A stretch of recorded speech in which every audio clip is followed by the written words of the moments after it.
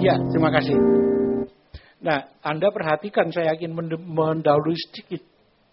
Apapun juga, dia memakai tonal atau non-tonal,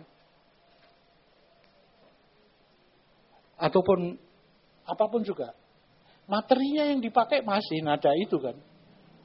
Konteks nada-nada C, D, E, F, G, dan do, re, mi, fa, sol, dan sebagainya. Masih dalam konteks itu. Maka saya menyebutnya di sini bahwa persoalannya masih bagaimana menyangkal romantik. Ketika persoalannya menyangkal romantik, sindrom romantik itu masih ada di situ sebetulnya. Maka berbeda dengan Stravinsky dengan Stravinsky dan Bartók, ya. Dia memang merubah semua, mendekonstruksi semua. Itu sistemnya yang dikonstruksi. Konsepnya yang dikonstruksi. Tapi materinya masih dipakai. Jadi materi not-notnya masih sama. Tuningnya juga masih sama. Jadi materi-materi yang sama itu dikonstruksi di dalam konsep dan sistem yang sama sekali berbeda. Yang sangat revolusioner. Ini yang membedakan nanti dengan Stockhausen dan Cage. Ketika itu semuanya diabaikan sudah. Jadi sebetulnya abad 20 itu dimulai kalau mau konsekuen itu dengan Cage, John Cage dan Stockhausen. Karena apapun juga, baik Bartók maupun Stravinsky, Schoenberg, Alban Berg, dan Webern itu masih memakai materi yang sama dengan cara yang berbeda. Persoalannya adalah soal tonik atau non-tonik. Walaupun tidak sesederhana itu. Tapi memang kelihatan ini sangat radikal sekali kalau kita melihat contoh yang berikutnya, Mas. Contoh yang ke-12 untuk string quartet. Ini salah satu karya yang semua orang ingin memainkan tapi belum tentu bisa. Sangat sulit tapi sangat indah tapi sangat sulit. Tanpa menggunakan konsep mayor minor. Tapi atonal. Silakan.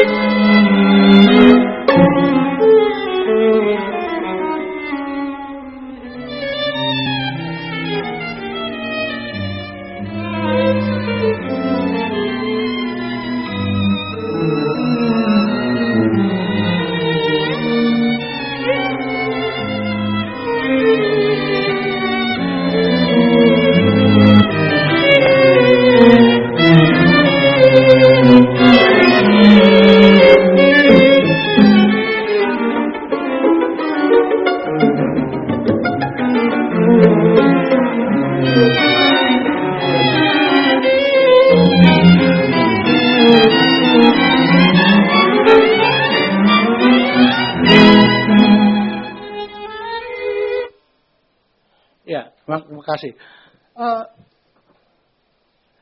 Anda sulit untuk mencari melodinya di mana ya, lagunya di mana ya.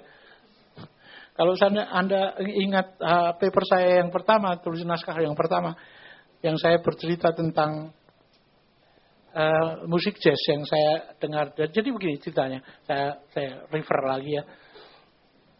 Saya suatu ketika melihat Jack Jazz 10 tahun yang lalu. Yang bermain itu big band dari Brasil. Saya lupa namanya. Oh, bagus sekali. Bagus sekali. Warnanya luar biasa. Terus virtuosnya luar biasa. Sampai saya lupa kalau di sekeliling saya itu banyak orang itu. Wah, luar biasa sekali itu. Semua alat dipakai gitu. Terus main begitu. Datang seorang ibu pada saya. Tanya pada saya. Pak, Bapak ngerti musik? Saya bilang, ya sedikit Bu. Ini musik apa, Pak? Musik dari tadi saya lihat kok cuma intro melulu gitu. Jadi karena nggak ada lagunya, nggak ada yang menyanyi, itu dibilang intro melulu. Mau main 2 jam di panggung itu, grup itu bagus sekali, nggak pakai penyanyi, jadi intro melulu menurut ibu. Musik kayak gitu membosankan katanya. Ini persis seperti kalau Anda mencari melodinya di sini, mencari lagunya pada Webern ya. Nggak ketemu.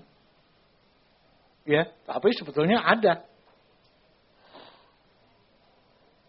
Tapi oleh karena prinsip natonal, Anda sudah terbiasa. Maaf kata, Anda sudah terjajah dengan suatu estetika tonal. Sehingga kalau nggak ada do-nya, Anda merasa kesulitan gitu. Bapak kalau Anda menyanyi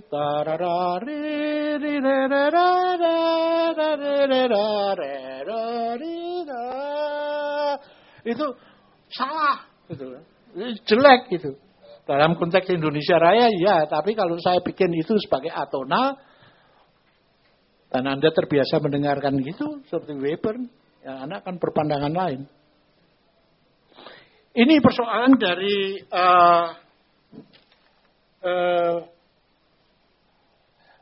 dari Schoenberg dan murid-muridnya, Webern dan Alban Berg. Jadi bagaimana membongkar konstelasi budaya musik di Eropa yang sudah berjalan hampir 400 tahun kalau sampai sekarang. Itu diberikan sistem yang lain gitu. Sama sekali radikal gitu. Yaitu nggak usah pakai tonal. Atonal. Tonal itu membebani. Karena setiap kali kita digiring kepada yang bersifat tonal. Kalau tidak tonal, lalu kemudian ini apa ya? Jadi selalu orang seperti mencari home base-nya di mana. Nah, dia ingin mengatakan bahwa home base musik itu sebetulnya ada di mana-mana. Persoalan Bartók Stravinsky di dalam mengubah sindroma romantik berbeda dengan persoalan Schoenberg dan Webern. Sama sekali berbeda. Lah, ya.